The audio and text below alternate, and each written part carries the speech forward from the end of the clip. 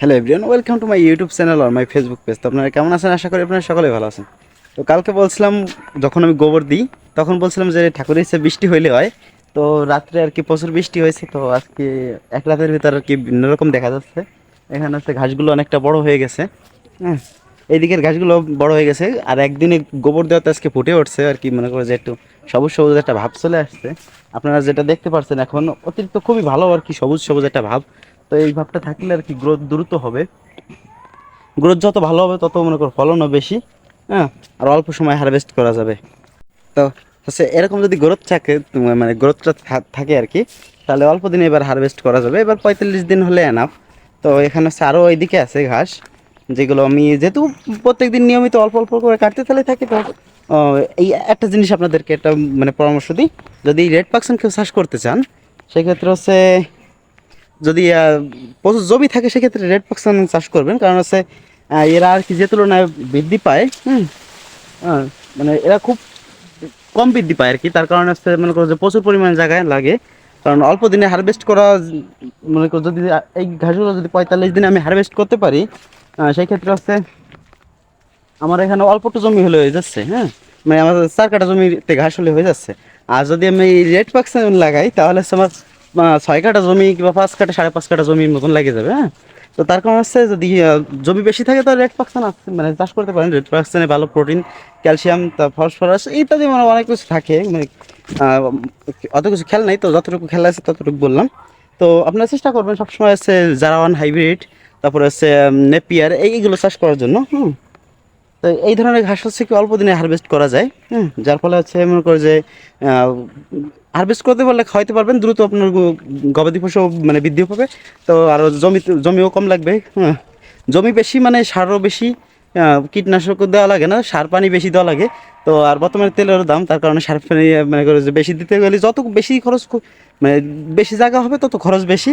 হ্যাঁ, আর এইগুলো হচ্ছে মনে করো যেহেতু মনে করো অল্প বৃদ্ধি মানে ফলন, তো তার কারণে হচ্ছে লস প্রজেক্টের ভেতর ধরা যায়। কারণ যদি আমার মনে করো যে 4 কাঠা জমিতে আর কি ঘাস লাগবে, ধরেন ঘাস লাগবে না, সার লাগবে ধরো যে 8 কেজি। হ্যাঁ, সেখানে মনে করো যে এই যদি এই রেড পাকসন লাগাতে হয় সেখানে 10 কেজি 12 কেজি দেওয়া লাগবে। অর্থাৎ 50 টাকা 100 টাকা প্রতি ইসে সারে আর কি আপনার খরচ যাবে। তো তার কারণে আমি সাজেস্ট করবো আপনাদেরকে এই যে হচ্ছে যারা ওয়ান হাইব্রিড, আর নয়তো নেপিয়ার যেটা আছে, আমি এই যে আপাতত যারা ওয়ান হাইব্রিডটা আছে, তো এই গাছটা আর কি মানে চাষ করার চেষ্টা করবো। আর এই যে যত মনে করো যে এই গাছ দেখতে পাচ্ছেন, রেড পাকসন গাছ দেখতে পাচ্ছেন, তো এইগুলোকে আর কি করে দেবো, মানে তুলে ফেলবো, এদের রাখবো না। তা আপাতত আছে যেহেতু আছে, তো পরবর্তীতে আমি তুলে দেবো। তো এখন এই যে ঘাস আমরা পরশুদিন কাটিয়ে নিয়ে গেছিলাম। পরশুদিন কাটিয়ে নিয়ে গেছিলাম, আজকে এদের চারাগুলো কেমন অবস্থা আপনাদেরকে একটু দেখাই। এই যে হচ্ছে 2 দিন অর্থাৎ 3 দিন বয়সী আর কি ঘাসের চারা আর কি। হুম, এই 3 দিনে মোটামুটি এরা এত বড় হয়ে গেছে। তাহলে আপনি ভাবেন। আর এইদিকে আপনাদের আরেকটা জিনিস দেখাই, যদি আপনারা এরকম একটা রেড পাকসন, এদের বয়স হচ্ছে 10 দিন। 10 দিনে যতটুকু ফলন হয়েছে আপনারা একটু খেয়াল করেন, এই যে এইটুকু হচ্ছে ফলন। ঠিক আছে, এই 10 দিন বয়সে এইটুকু ফলন। আর যদি আমি আপনার অপোজিট সাইডে দেখাই, 2 দিনে এতনিক ফলন, কতগুলো কুশি বেরোয়েছে। আর এদের থেকে তো কোনো কুশি তেমন নেই, দেখছেন, এদের কোনো কুশি নেই বললেই চলে। এখান থেকে একটা বেরোয়ছে আর ওখান থেকে একটা বেরোয়ছে, বছর আর নাই।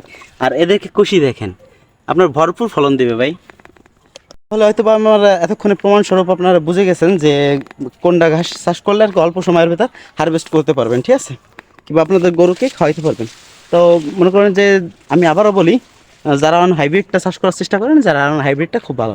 ঠিক আছে, আমি যেহেতু চাষ করতেছি, হ্যাঁ, আমি চাষ করতেছি যে এই চাষ করবো বিষয়টা এমন না, কারণ আমার তো এখানে কোনো লাভ নেই। আমি যেটা পড়ে আর কি বই থেকে পাইছি, আমি যেহেতু কৃষি নিয়ে পড়াশোনা করতেছি, আমার এইবারের এই সব সেমিস্টারে আর কি খামার ব্যবস্থাপনা আছে। তো ওখান থেকে আর কি মোটামুটি সব কিছুই মনে করো যে পাইছি। এর আগের বার ছিল সবজি চাষ। তো ওই সবজি চাষের ভিতর আর কি নেপিয়ার ঘাসের আর কি ছিল, যারা মানে যারা গাছের ছিল আর কি, মনে করো যে ইত্যাদি ঘাস ঘুষ কীভাবে করতে হবে, কৃষি বিষয়ে মানে কি যাবতীয় যত আছে সব কিছুই মনে করো যে ওই বইয়ের ভেতর থাকে। হ্যাঁ, মানে যে 8টা সেমিস্টার কিংবা 7টা সেমিস্টার হচ্ছে আমাদের সব কিছু পড়া লাগে। তো তার কারণে হচ্ছে মনে করো ওই 7টা সেমিস্টারের ভিতরে সব কিছু কৃষির যা যা আছে সব কিছু নিয়ে আলোচনা করা হয়। তো আমি ওইগুলো খুব ভালো মাধ্যমে মানে ভালোভাবেই পড়ার চেষ্টা করি, যেহেতু আমি ওইগুলো নিয়ে ভবিষ্যতে কাজ করার চেষ্টা করতেছি। তো তার কারণে আমি মনে করো যে ওইগুলো নিয়ে আর কি পড়ার চেষ্টা করি বেশি করে। আমি সবসময় মোটামুটি আর কি একটু না একটু চর্চা করতে থাকি। হ্যাঁ, তো এই হচ্ছে এইভাবে মোটামুটি চলি।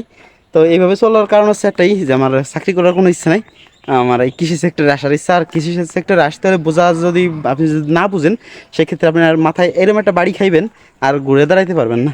তো এই হচ্ছে মূলত ভিডিও। তো আজকের ভিডিওটা খুব বেশি বড় করবো না। তো আজকে এই পর্যন্তই, টাটা বাই বাই, সবাই ভালো থাকবেন, আমার জন্য দোয়া ও আশীর্বাদ ভালোবাসা রাখবেন, ওকে।